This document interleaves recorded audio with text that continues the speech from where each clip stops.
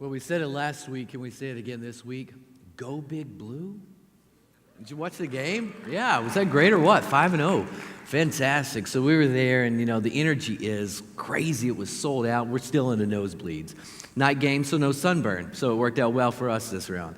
But we're there, and there were quite a few calls, right? Quite a few calls, and maybe they were bad calls in your mind, but we've got some people behind us, and they're just heckling the refs. I'm sure the refs couldn't hear them, but they're heckling them. And the greatest line on the way home, Michelle, Christian, and I, we were sharing our favorite line that we heard. In the fourth quarter, we got one of those calls, and a guy just yelled, "No, fake news!" Is that great or what? I thought that was phenomenal. But I'm watching these refs, and they make a call, and you can tell it's on us, and then there's tens of thousands of fans frowning on this call. And the guy comes over, and he, presses that little button, I don't know where it is, and he's talking, he's making all these hand motions, but everybody's booing and yelling, so we can't even hear what the guy's saying. But I was thinking about that ref in prep for this morning. So you got a guy there, and he's surrounded by tens of thousands of people. And they're just screaming at him. And they totally, adamantly, passionately disagree with what he's saying. There was a great article, I'll follow this blog called Church Leaders. Got some great stuff in it. But a guy was writing about U2, and I don't know much about U2, not a huge fan. I know a couple of their songs, so I hope this doesn't get back to them. I'm sure they follow us, right? So this guy's writing about U2, and he says their record sales are down, and they have been for some time.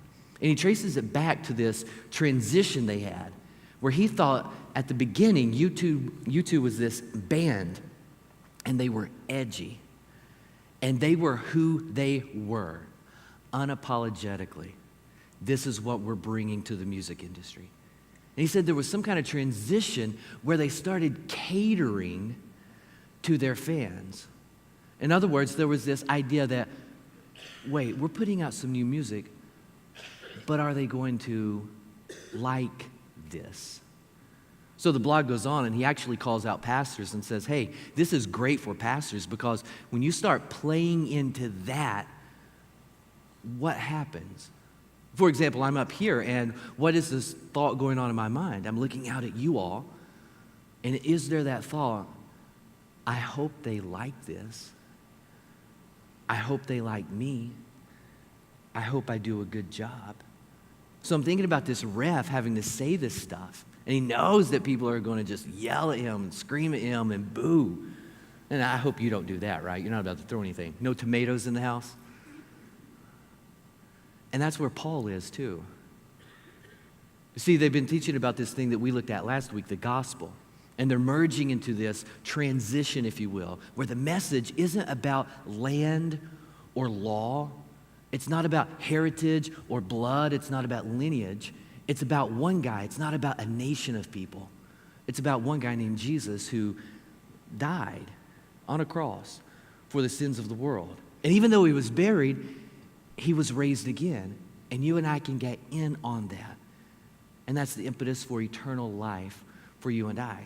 And that's the message. So this blog goes on, and the guy's finishing up with U2, and he says, basically it boils down to this. And he says, and he's got this quote from a guy who produces records, and he says, when a band puts out a record, what we want is a division in the audience. Don't hear me saying I want a division in the church, okay?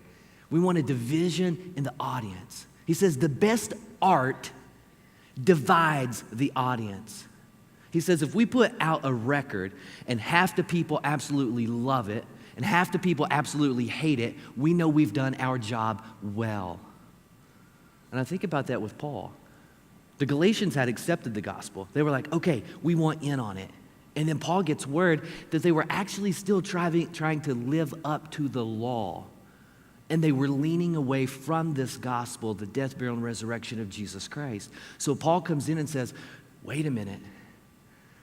And I guess if he was here today, he would push a little button and make a call, even though these churches may have been criticizing him, and he knows they're not going to like it. Or you could say maybe it was a line in the sand, and he knew that some people wouldn't like this, but he says, time out. This is the gospel, and you can't turn from it. Actually, he says, if you're turning away from this, you're not turning to any other gospel. There's only one, and that's you and I drawing a line in the sand too. And when it echoes outside of these four walls, that divides people. People don't like to hear that. There's only one gospel. There's only one character in the gospel. There's only one way to heaven. There's only one. That divides the audience. And that's what you and I are called to. That's what we're called to accept. Thus the series, Authentic Faith. So we move into the part of the story where Paul has been sharing his story like we looked at last week and giving his testimony and saying, hey, this is why I am the way I am. This is why I passionately believe this. I had this experience.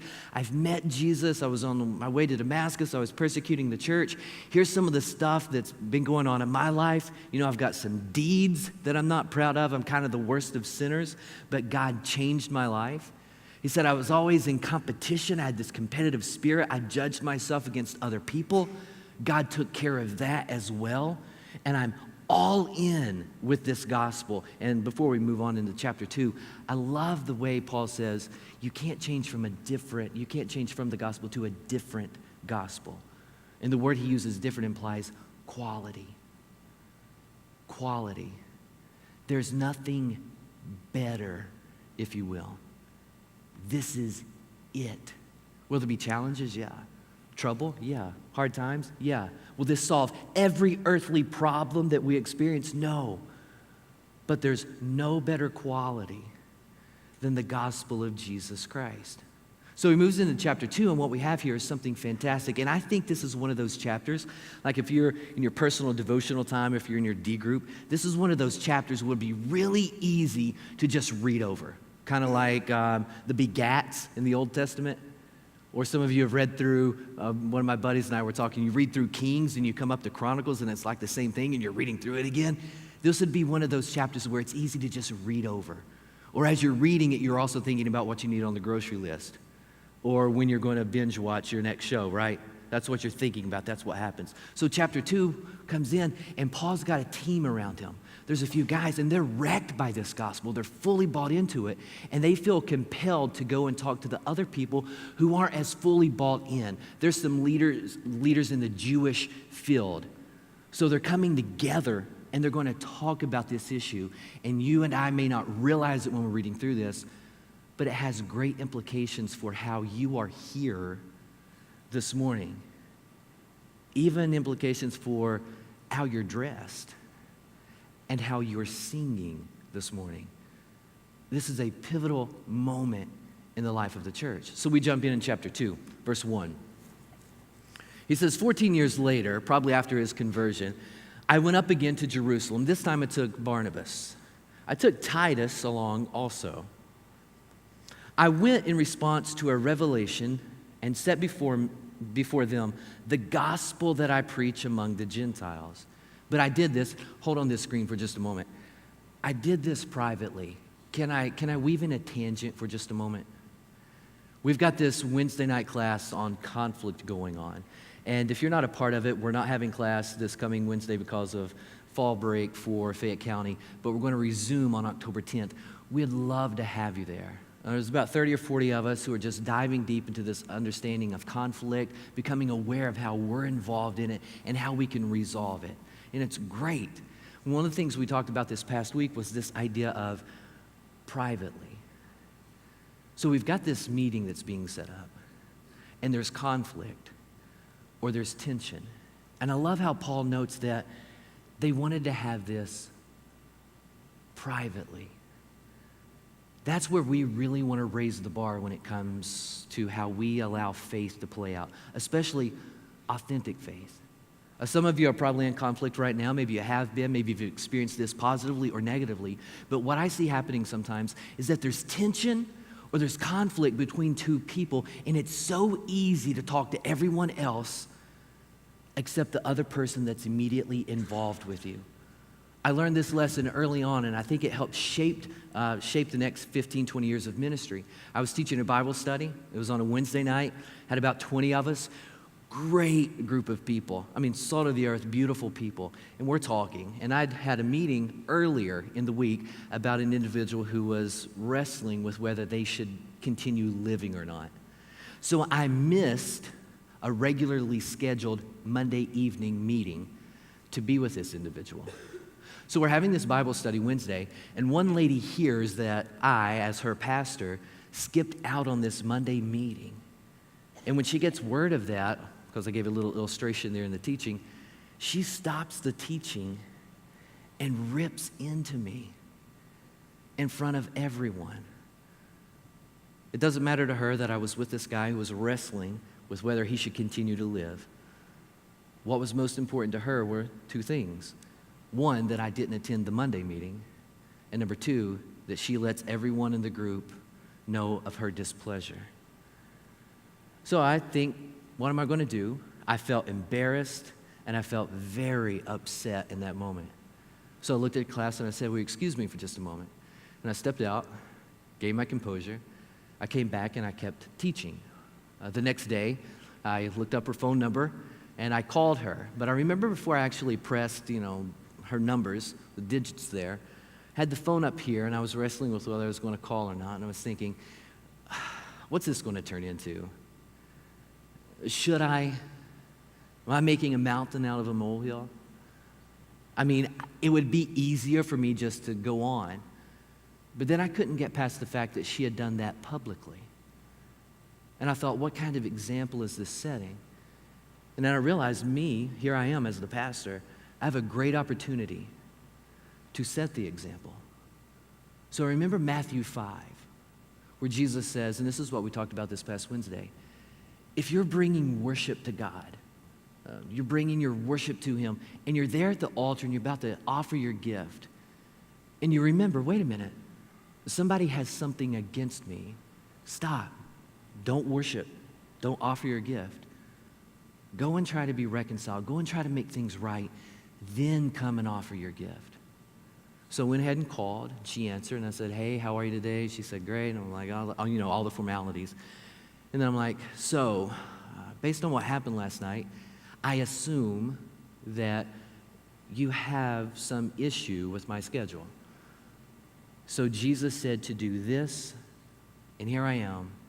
Can we set up a time to work through this? And we experienced something that a lot of people miss out on. We experienced the benefit of the health and the harmony that flows out of working through conflict. A lot of people don't experience that. Conflict or tension comes your way, and it's so easy to disregard it until it happens again, then it builds up, or to talk to other people. But if you can adopt this example of privately going to the person, chatting with them, and then making decisions on how you move forward, it's one of the most beautiful things. So I love how that example is in there. So we're going to the next slide.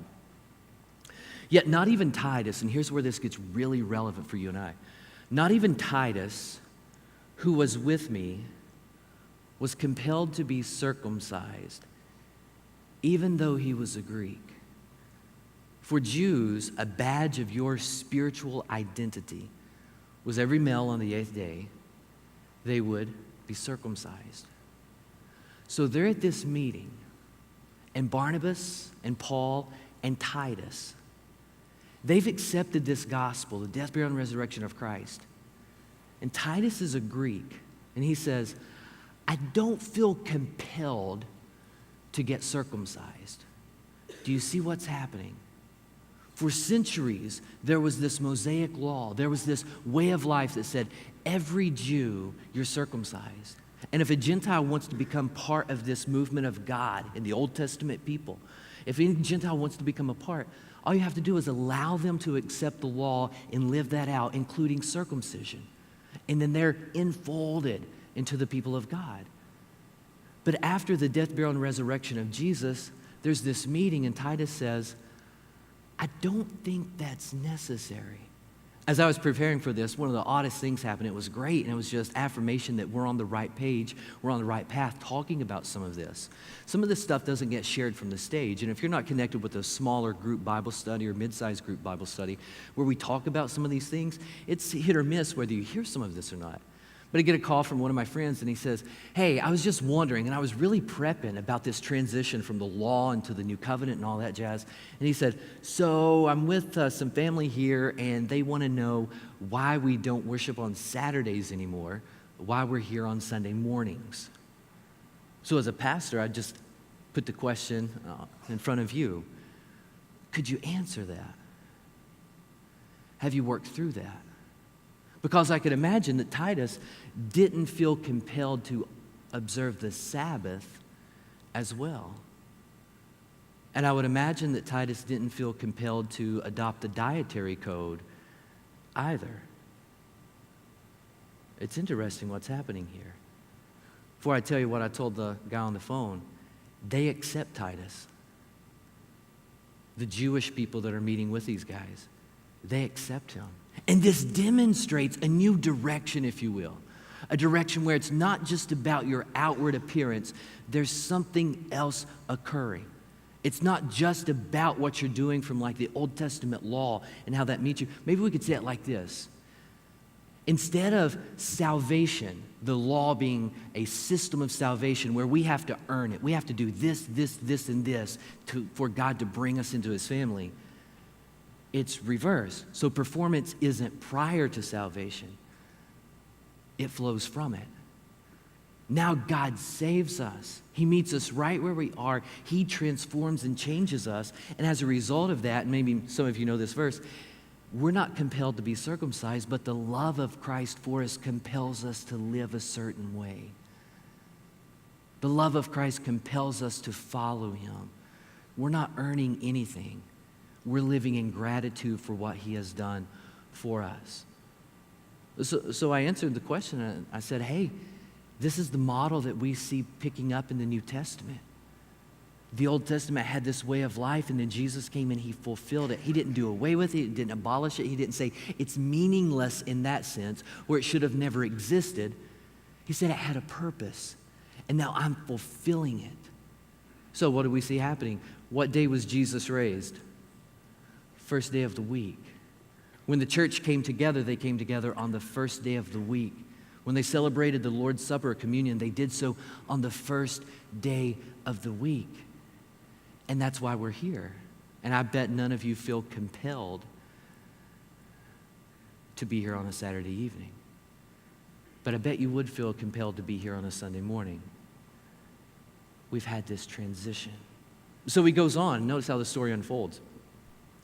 So this matter actually arose because some false brothers had infiltrated our ranks to spy on the freedom we have in Christ Jesus. Several years ago, I was at this store, Kay. I didn't go to Jared. I went to Kay. You know Kay Jewelers? So I was there looking for a ring for Michelle, just touring around looking what was in my particular budget. And this lady comes over and intercepts me. She's one of the salespeople there. And we start talking. And she's doing a great job, filling me out and all that stuff. And really going to make a push for this one particular ring. And we're talking. And I forget how the conversation evolved to this. But she discovers that I'm a pastor. And she starts talking about church. So I'm like, are you really connected? Or is this part of your sales pitch and all that stuff? But we worked through some stuff. And here's where I really believe she was connected. But here was the interesting thing. She told me about her prayer life. I'd love to know about your prayer life. I love to learn about people's prayer lives so I can implement some characteristics or qualities from your life that are important and helpful to you, and maybe I can adopt some of those that would be important and helpful for me as well. But when this lady told me, I was like, wow, I bet she skipped over Galatians chapter 2. She told me that she has a hard time connecting with God in prayer because this is her ritual. And she read about this from the Old Testament. She said when she goes to pray, she'll go home and she will shower. And she'll put on perfume. And she'll put on one of her best sets of clothing. I kid you not, I'm not making this up. And then she'll go into one particular room and she'll pray. And she says, I'm bringing my very best to God in those moments. Do you see how she's trying to earn something? She's bringing her best, but kind of fooling herself or getting in the way Or may I push a little farther and say, she's bringing God something he never asked for. He didn't ask her to do this, but she's living in this law-based mind. That's why these guys use the word freedom. Freedom. Now, the important detail for me was I asked her where she adopted that. She said, well, I read about it, and my pastor told me I should. What if I told you, there's this thing I've been doing with my prayers, and heard some guy do this long ago, so it's not original with me, but if I'm on my knees and I'm praying, open hands, empty hands, right? God, fill them. I have nothing to bring to you. So I take 3 deep breaths, 3 times. And every time I breathe in and breathe out, I say, I'm breathing you in and I'm breathing me out. Now, what if I told you that that's what you need to do? And if you really want God to hear your prayers, that's what you need to do. How many of you would do that? Well, some of you would because your pastor's telling you. Some of you wouldn't because you're convinced of something else. But the point is this: if I tried to get you to do something that God has never asked for, we're rubbing up against the law. The gospel is to set us free, if you will. And you're saying free from what? So we've got these stairs, and when we moved into the house, the stairs are wooden. There's no carpet on them or anything like that, and they're really slippery.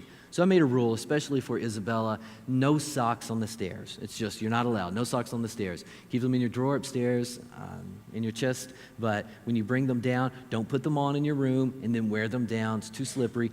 Bring them downstairs, slip them on. I think that's fair enough, right? And it's a law. It's a rule in our house. That's what you do. So the other day, I guess about 2 or 3 weeks ago, Sophie is going down the stairs and Bella is following.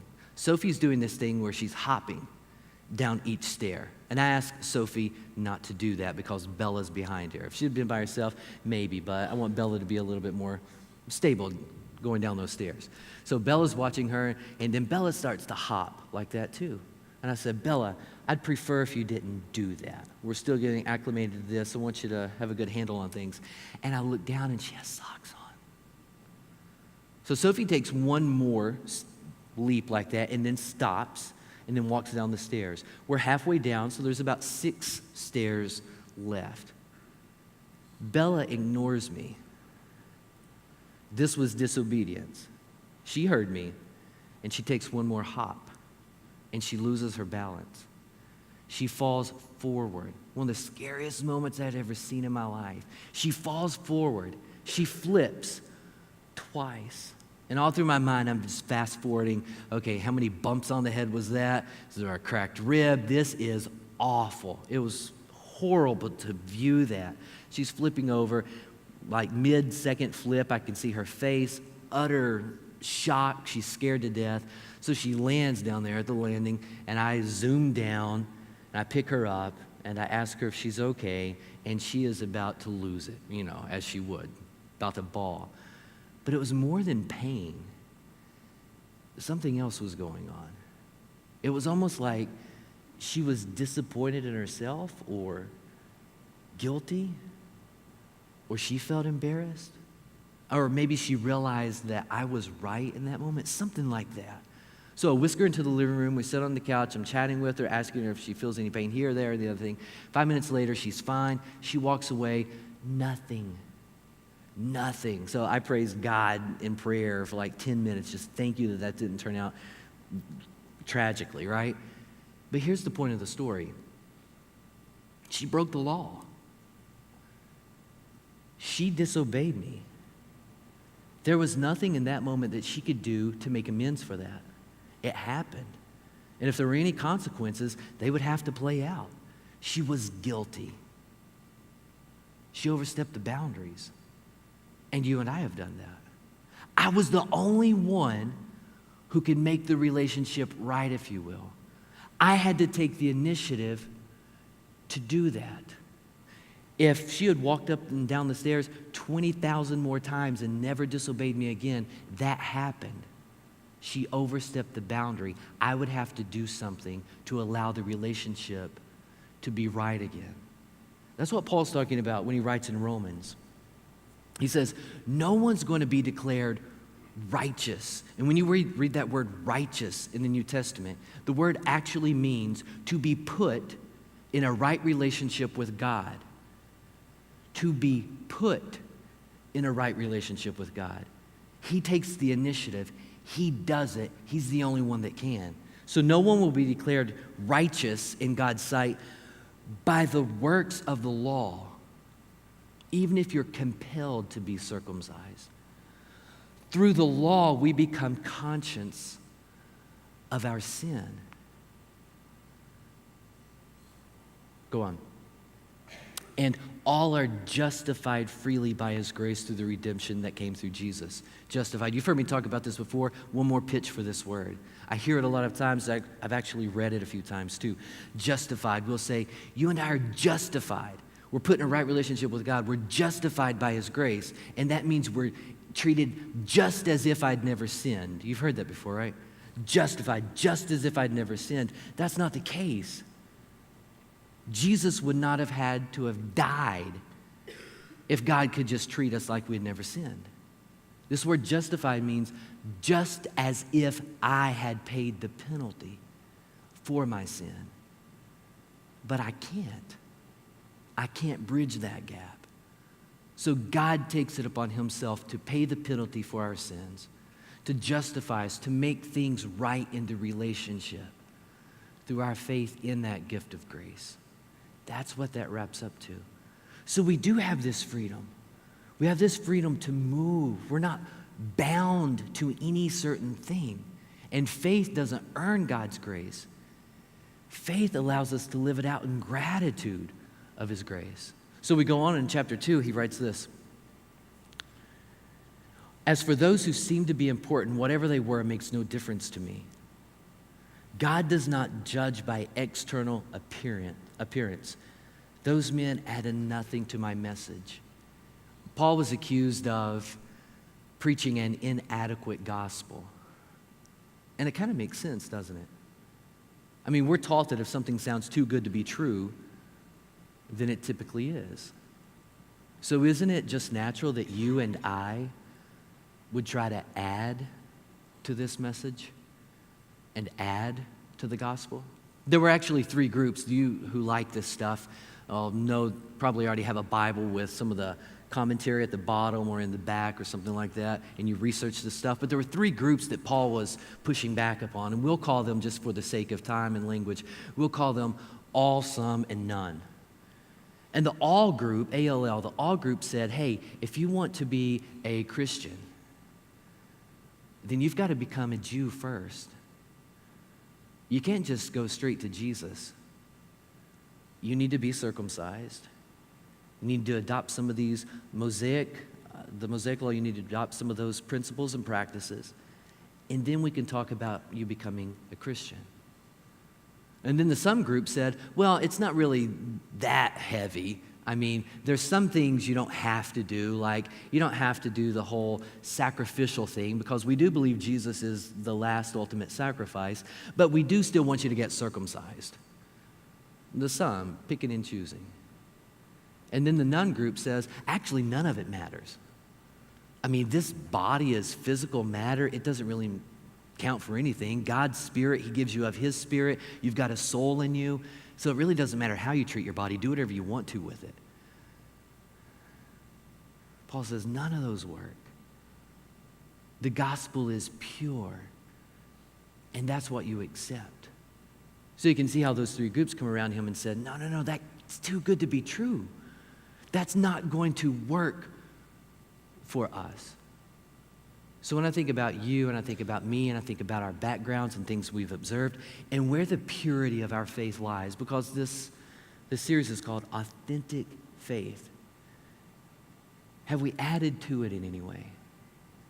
And maybe are you adding to it even this morning, and that's causing some of the distress or some of the tension or some of the conflict in your own heart and mind when it comes to God. A.W. Tozer, he wrote and said, your view of God is the absolute most important thing about you.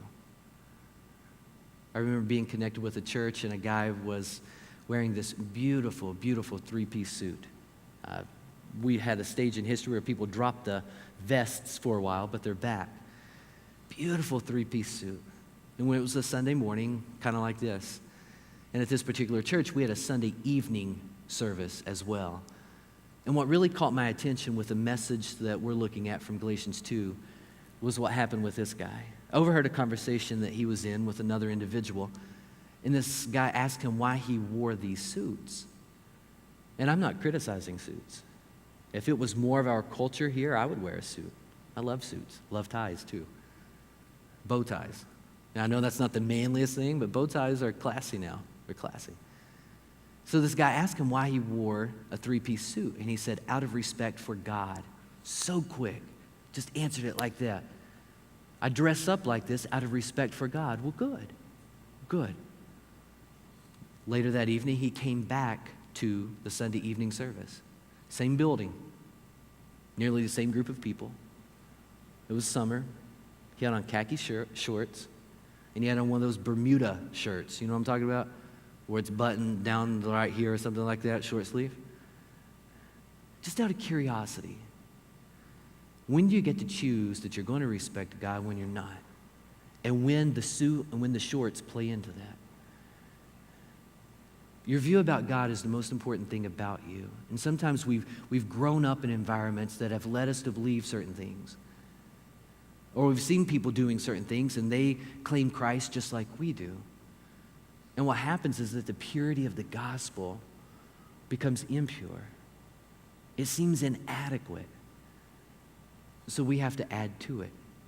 What I want us to do as we close this service is just spend a few moments in reflection. We're going to throw a few verses up on the screen. I'm going to quote them. Just say maybe a line or two about them. And then we'll ask God to bless that in our lives. I've got another group that I'm working with, and it's just a beautiful group of people. And we're talking about this idea of family. You know, in Genesis 1, when there was Adam just walking around, and God looked and said, hey, it's not good for you to be alone. Remember what he created? Eve. But he didn't create a group. He didn't create a friendship. He created a family. Eve was his wife.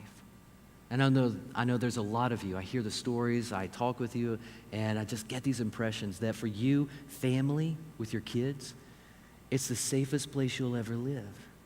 That's how you're creating your home. Safest place you'll ever live.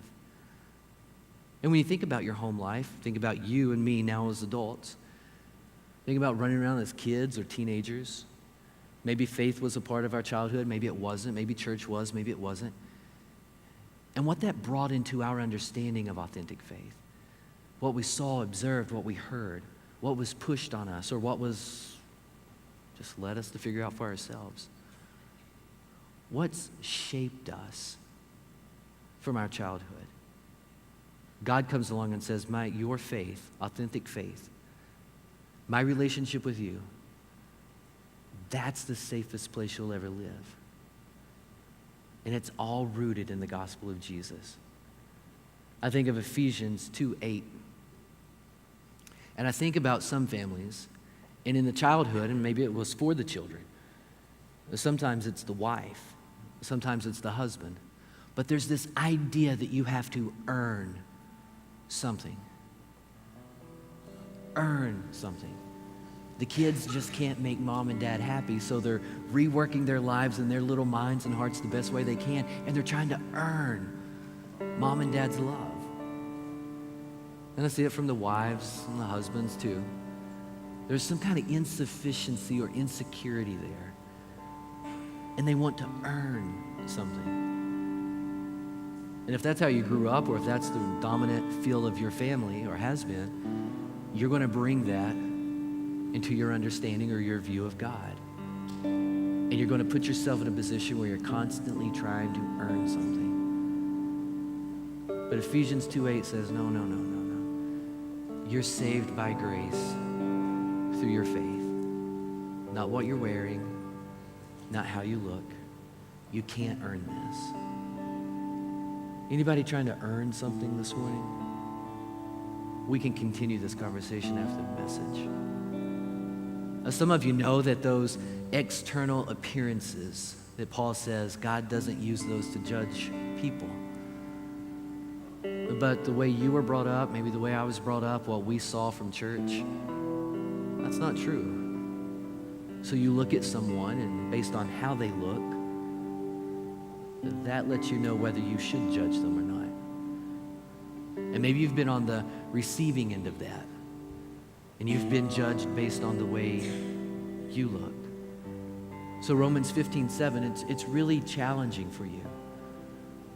You want to believe that God has accepted you just as you are, but when it comes to you accepting other people like that,